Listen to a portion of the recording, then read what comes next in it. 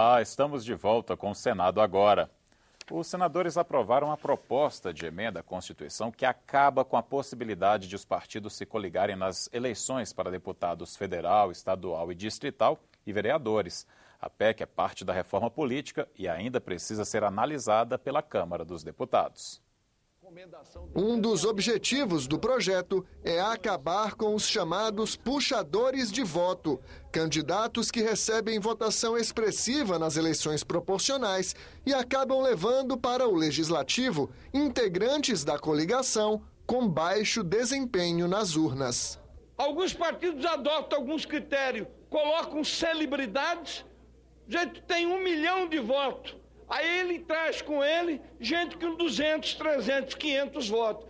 Isso é uma distorção. Esse modelo nosso da pessoa votar num candidato e ser dono do seu voto até o momento que põe o voto na urna e o voto depois poder ir para alguém que a pessoa não queira votar, que a pessoa não queria votar, não é um bom modelo. Pela proposta de emenda à Constituição, as coligações passam a valer apenas para as eleições majoritárias, na escolha de prefeitos, governadores, senadores e presidente da República. Mas, para alguns parlamentares, a mudança pode prejudicar os pequenos partidos. Isso beneficia partidos estruturados. Os pequenos partidos dificilmente terão condições de fazer legenda para eleger deputado federal ou deputado estadual, ou vereadores. Nós estamos tratando de liberdade de organização, de algo que é considerado no arcabouço jurídico do país como cláusula pétrea. Portanto, nem mesmo a Constituição Federal, no meu entendimento, poderá mudar essa possibilidade de livre escolha de se coligar, de se associar temporariamente ou permanentemente. A matéria ainda precisa ser votada em segundo turno no Senado e depois passar pela Câmara, onde os deputados são eleitos pelo sistema proporcional. A matéria como está colocada, como foi formulada, ela pode até lograr êxito no Senado, mas ela está fadada a não lograr êxito na Câmara. Lá existem 28 partidos representados. Se não houver uma saída, uma alternativa para abrigar esses pequenos partidos, acredito que esta luta do PMDB, do PT e do próprio PSB para acabar com a aliança proporcional é uma guerra perdida. O presidente do Senado anunciou que a casa vai votar outras matérias sobre a reforma política durante o mês de março. Eu vou conversar com os líderes, evidentemente, e nós vamos pautar para terça-feira o financiamento de campanha e vamos apreciar todas as matérias que estiverem tramitando com relação a financiamento de campanha. O plenário também aprovou em primeiro turno a proposta de emenda à Constituição que acrescenta o Tribunal Superior do Trabalho no artigo constitucional que lista os órgãos do Poder Judiciário. Os senadores também aprovaram os nomes de 4 embaixadores indicados pela Presidência da República para representar o Brasil no exterior. Antônio Francisco da Costa e Silva Neto para a Finlândia, Eduardo Carvalho para a Namíbia, Isabel Cristina de Azevedo para o Sudão do Sul e Carlos Alberto Mikkelsen para a Embaixada do Brasil na Jamaica. Mais 2 senadores que tiveram pedidos de abertura de inquérito aceitos pelo Supremo Tribunal Federal por causa da Operação Lava Jato apresentaram suas defesas durante pronunciamentos no plenário. O senador Antônio Anastasia, do PSDB de Minas Gerais, disse que está sendo acusado injustamente. A fala de um desqualificado, sem qualquer compromisso com a verdade e sem qualquer prova do que alega, não pode macular 30 anos de ilibada vida pública. Assim sendo, nada tenho a temer e adotarei por meio de meus advogados todas as medidas necessárias à minha defesa, face à inconsistência de todo o alegado, sempre em plena colaboração com as autoridades competentes. Estamos diante de alegações extremamente precárias, contraditórias e sem qualquer amparo fático. Gladson Cameli, do PP do Acre, também se defendeu. Ele afirmou que 90% das contas de campanha dele foram financiadas pelas empresas da família. Confesso a vocês que me causou indignação ver meu nome na lista do Procurador de Justiça. Por outro lado, estou tranquilo, pois não deixarei de provar que as acusações supostamente incriminadoras não passam de devaneio do acusador, uma vez que não se encontram indícios e muito menos elementos para a abertura da peça administrativa. Nego, senador Petecão, com veemência, que não recebo e nunca recebi valores do Partido Progressista que não estejam devidamente declarados e mais aprovados pelo Tribunal Regional Eleitoral. O Congresso Nacional propôs e o governo aceitou um reajuste escalonado do imposto de renda. Da manhã até a noite desta terça-feira, as negociações em torno da medida, que terá impactos no Caixa da União, trouxeram ao Congresso o vice-presidente da República e o ministro da Fazenda, esse último 2 vezes. No fim da manhã, o ministro da Fazenda veio ao Senado conversar com o presidente Renan Calheiros sobre a proposta alternativa de correção da tabela do imposto de renda. Em janeiro, a presidente Dilma Rousseff vetou uma emenda do Congresso para aumentar a tabela em 6,5%. O Palácio do Planalto defendia um reajuste menor, 4,5%. Joaquim Levy saiu da reunião desta terça-feira dizendo que ia estudar uma nova proposta do Congresso. Acredito que encontramos um encaminhamento, mas ainda temos que fazer umas últimas contas, etc. E eu tenho certeza que ele também vai querer discutir com toda a casa. À tarde, o vice-presidente da República, Michel Temer, também esteve no Congresso para, segundo ele, fazer o interrelacionamento entre o Poder Executivo e o Legislativo. Não é só o Executivo que governa, o Executivo governa junto com o Congresso Nacional. Portanto, é fundamental a presença do Congresso Nacional em todas essas medidas que o governo está tomando para obter uma economia saudável. Ainda durante a tarde, os líderes partidários do Senado e da Câmara fecharam um acordo e apresentaram uma nova tabela com reajustes diferentes para cada faixa salarial. O PSDB ficou de avaliar na sua bancada, o DEM também ficou de avaliar, mas nós vamos colocar essa terceira proposta como uma construção do parlamento e uma colaboração com uma saída para um problema aí que se arrasta no nosso dia a dia. A proposta do Congresso Nacional tem 4 índices de reajuste para a tabela do imposto de renda. Pelos novos cálculos, a faixa de isenção subiria 6,5%, alcançando quem ganha até R$ 1.903,98. A faixa salarial até R$ 2.679 seria reajustada pelo mesmo índice e passaria a R$ 2.840. Até R$ 3.572, o reajuste seria de 6%.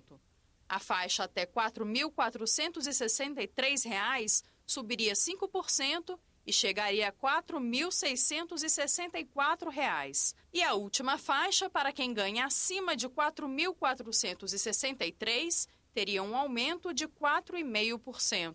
Acho que além de ser uma conquista para a população, tem um simbolismo muito importante, que é do entendimento do Executivo com o Legislativo, no momento onde isso é extremamente necessário para o país. Por volta das 7 horas da noite, o ministro da Fazenda voltou ao Senado e disse que o governo aceita a proposta do Congresso. 25 milhões de contribuintes serão beneficiados pela nova tabela. Em particular, aproximadamente 16 milhões vão ser beneficiados pela tabela, que a parte que sobe 6,5%. E nós vamos encontrar recursos ao longo do ano para, sem deixar de cumprir a meta fiscal, que foi aprovada na LDO, votada aqui no Congresso, nós conseguimos dar esse reajuste da tabela, que é bastante importante. Já nesta quarta-feira, o Palácio do Planalto deve publicar uma medida provisória com os novos números, antes da sessão do Congresso, marcada para as 11 horas da manhã. Senadores e deputados se reúnem para analisar 9 vetos presidenciais que trancam a pauta. Entre eles, justamente o veto ao reajuste de 6,5% na tabela do imposto de renda. Nós vamos lutar pela derrubada do veto para que a tabela seja reajustada pelo menos nos 6,5%, quando, na verdade, ela já deveria ser reajustada em pelo menos 7,8%, que é a inflação registrada no período. Compreendemos claramente o papel da oposição e a oposição pediu para que o ajuste ele fosse tratado de uma forma geral e não fatiado, discutindo temas como, por exemplo, o imposto de renda. Como consequência da edição da medida provisória, nós vamos apreciar os vetos e vamos, na sequência, votar o orçamento de 2015. Com a edição da medida provisória, a nova tabela do imposto de renda deve começar a valer em 2 de abril. O Congresso instalou nesta terça-feira a Comissão Permanente Mista de Combate à Violência contra a Mulher, proposta pela CPI, que investigou casos de abusos motivados por gênero em 2012. O Brasil é um dos países com maior número de homicídios de mulheres no mundo. Algumas participantes ilustres vieram de longe. 3 bonecas de Olinda, uma dona de casa, uma grávida e uma vítima de violência. A solenidade no Salão Nobre contou com a presença de ativistas dos direitos da mulher e do presidente Renan Calheiros. Cada assassinato de mulher por conta de seus relacionamentos afetivos é uma bofetada em toda a sociedade que se pretende justa e democrática. Diante desse quadro, o Senado não irá fugir da responsabilidade, utilizar suas competências e analisar as razões pelas quais o Brasil é o país da América do Sul, com exceção da Colômbia, onde mais se agride as mulheres. O Senado e a Câmara dos Deputados não fecharão os olhos para a vergonha que consiste o 7º lugar onde se matam mais mulheres num ranking de 84 países. Em seguida, senadoras e deputadas foram à sala das comissões mistas, onde fizeram a instalação oficial e elegeram por aclamação a presidente da comissão, a senadora Simone Tebet, e a vice-presidente, deputada Keiko Ota. Essa violência é fruto de um processo cultural. Isso começa, portanto, lá na educação. Disciplinas, ainda que extracurriculares, trabalhando na mente desses meninos que serão no futuro os homens desse país, a importância de tratar as mulheres em pé de igualdade, acabando com essa forma de violência e discriminação. A Comissão de Meio Ambiente, Defesa do Consumidor, Fiscalização e Controle aprovou 4 requerimentos. Um deles determina a reativação da subcomissão de acompanhamento das obras de Belo Monte. Criada em 2010, a subcomissão de Belo Monte já realizou diversas audiências públicas, além de 3 diligências aos municípios atingidos pela barragem. O objetivo é avaliar o cumprimento das condicionantes sociais e ambientais que devem compensar os impactos da obra, principalmente no município de Altamira, no estado do Pará. Outro requerimento aprovado solicita a realização de uma auditoria pelo Tribunal de Contas da União para verificar a qualidade do serviço de telefonia móvel no país.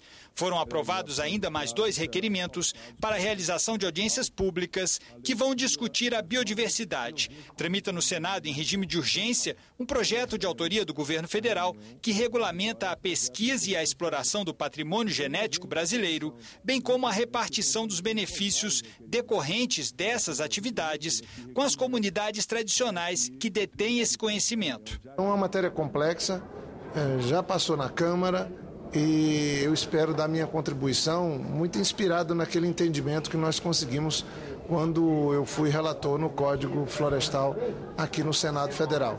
Mas acredito que o interesse será enorme, tanto dos colegas senadores como também da sociedade brasileira, porque essa regulação, esse marco regulatório do acesso à biodiversidade brasileira e a valorização do conhecimento das populações tradicionais é fundamental para o país. Na primeira reunião deliberativa do ano, a Comissão de Ciência e Tecnologia aprovou 12 autorizações para funcionamento de empresas de radiodifusão, requerimentos de audiências públicas e um projeto que obriga empresas de telecomunicações a avisar clientes sobre fim de descontos. Marluce contratou um plano que dava 50% de desconto em ligações telefônicas por tempo indeterminado. De um mês para o outro, a conta subiu de R$ 241 para R$ 451. A conta dobrou de valor, né? Dobrou de valor e hoje eu me encontro fidelizada. Eu fui na loja e eu não consigo reduzir o meu plano. O projeto aprovado pela Comissão de Ciência e Tecnologia altera a Lei Geral de Telecomunicações para fazer com que empresas de telefonia e TVs pagas sejam obrigadas a avisar os clientes que os descontos nos planos vão acabar com pelo menos 30 dias de antecedência. Com a aprovação desse projeto, nós vamos dar mais segurança para que o consumidor realmente saiba qual é o serviço que ele vai receber e por quanto tempo ele vai pagar por aquele serviço. Na reunião foram aprovados requerimentos de audiências públicas com os ministros da Ciência e Tecnologia, das Comunicações e da Defesa, e a realização de um debate sobre o marco legal da biodiversidade, projeto que tramita em regime de urgência no Senado. Senadores também definiram a política pública que a CCT pretende acompanhar durante todo o ano. Em 2014, o foco foi o Plano Nacional de Banda Larga. Este ano, o tema da avaliação será Recursos Humanos para Ciência, Tecnologia e Inovação, com enfoque no programa Ciência Sem Fronteiras. Todo o problema para o Brasil dar o salto e ser um país da inovação é cuidar bem dos nossos recursos humanos, desde a educação de base, o ensino superior, grandes centros de produção de ciência e tecnologia. Por isso a gente vai trabalhar muito esse assunto. E especialmente aí dentro do programa Ciências Sem Fronteiras. Criar uma política de Estado para o esporte no Brasil. Este é o principal objetivo da Rede do Esporte para a Mudança Social.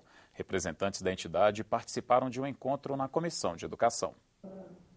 A senadora Fátima Bezerra se reuniu com o embaixador da ONU no Brasil, Jorge Chediek, e com representantes de várias entidades esportivas que fazem parte da Rede do Esporte para a Mudança Social. Eles pediram apoio da comissão para a criação do Sistema Nacional do Esporte e para o aprimoramento da Lei de Incentivo ao Esporte. Eles querem participar do debate que o Ministério do Esporte está deflagrando no que diz respeito à criação do Sistema Nacional de Esporte. Esse tema é muito importante, porque criar o Sistema Nacional do Esporte significa exatamente a possibilidade e a perspectiva concreta do Brasil ter uma política de Estado, para além de governo, voltada exatamente para a promoção do esporte. A senadora também anunciou a realização de seminários para discutir o tema com o governo, com as entidades esportivas e com a sociedade civil. Na perspectiva de que possamos avançar com ações concretas que venham na direção da gente ter políticas públicas voltadas para o fomento, para a promoção e a defesa do esporte no nosso país. Na última reportagem da série sobre reforma política, um tema polêmico, o financiamento de campanha. O assunto divide os parlamentares. Veja os detalhes na reportagem de Tiago Tibúrcio. O custo da última campanha eleitoral no Brasil, somando-se todos os gastos declarados pelos candidatos, foi de 5,1 bilhões de reais, segundo o Tribunal Superior Eleitoral. As doações vêm de empresas ou partidos, pessoas físicas e do fundo partidário. Não é possível chamar de democracia um sistema cuja eleição custa centenas de milhões de reais. Tem que acabar com o marketing. No Senado, projetos de lei podem alterar o financiamento das campanhas. Um deles, já aprovado na Comissão de Constituição e Justiça, proíbe doações de empresas. A autora da proposta explica. É correto que as empresas participem de projeto político, do processo político brasileiro, porque uma empresa é uma pessoa jurídica, não é uma pessoa física, não é uma pessoa que pensa, não é uma pessoa que fala, é uma pessoa que existe no papel. A política não, é formada por pessoas vivas. Outro projeto institui o financiamento público exclusivo das campanhas eleitorais. O fundo partidário seria reforçado com recursos do orçamento da União, com R$ 7 por eleitor inscrito. e o dinheiro seria distribuído aos partidos pelo TSE. Mas para este consultor legislativo, proibir doações pode não ser efetivo. Eu acho que é melhor situar dentro da lei a campanha e tentar controlar, limitar, fiscalizar e dar transparência, publicidade, do que levar esse tipo de contribuição para a clandestinidade. E aí ela estará completamente fora de controle.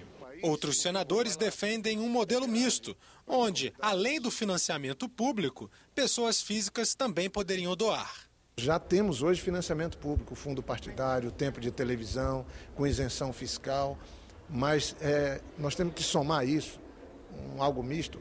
O cidadão pode fazer doação, como acontece em vários países, e nós temos que corrigir também uma falha. Hoje é um percentual da renda bruta que pode ser doado. E isso é inconstitucional também, porque quem ganha muito pode ter uma influência maior e todos têm que ser iguais. O financiamento de campanhas não é discutido apenas no Congresso Nacional. Desde o ano passado, está no Supremo Tribunal Federal uma ação direta de inconstitucionalidade que pede a proibição de doações por empresas. A ação já recebeu voto favorável de 6 ministros e do relator. Agora depende do voto do ministro Gilmar Mendes, que pediu vista do processo e não tem prazo para devolvê-lo. Ao participar em fevereiro no Congresso de uma sessão sobre a reforma política e ser cobrado sobre o assunto por parlamentares, o magistrado comentou: devo dizer que a questão do pedido de vista será devolvida, o pedido de vista será devolvido oportunamente. Eu estou me debruçando sobre esse tema e temos muitos outros na agenda. O Congresso Nacional se reúne nesta quarta-feira em sessão solene para comemorar o Dia Internacional da Mulher. Durante a solenidade será entregue o diploma Berta Lutz, um reconhecimento a brasileiras que batalham pela igualdade de gênero.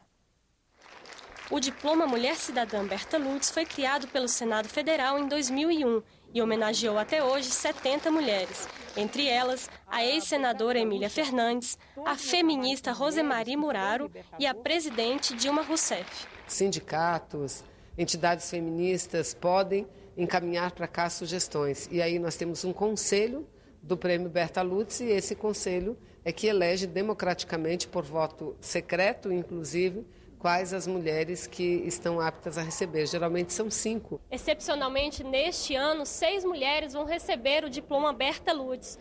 Houve um empate na escolha das indicadas e, por isso, o Conselho decidiu abrir uma exceção. Vão receber a comenda a ministra do Supremo Tribunal Federal, Carmen Lúcia, a presidente da Federação Nacional das Domésticas, Creuza Maria Oliveira, a socióloga Clara de Oliveira, a educadora social Ivanilda Pinheiro Salute, a presidente do Superior Tribunal Militar, Maria Elizabeth Guimarães, a professora Mari Garcia Castro e a psicóloga Débora Martins Bonafé dos Santos. A partir do próximo ano, homens também serão indicados para o prêmio. Ou seja, todas as pessoas que lutam pelos direitos das mulheres, pela emancipação, estão aptos a receber o diploma Berta Lutz. O nome do prêmio é uma homenagem à bióloga que foi pioneira do movimento feminista no Brasil no início do século XX. A sessão de entrega do diploma Mulher Cidadã Berta Lutz está marcada para as 14h desta quarta-feira. A TV Senado vai transmitir ao vivo. O Senado agora volta a qualquer momento com outras informações. Até logo!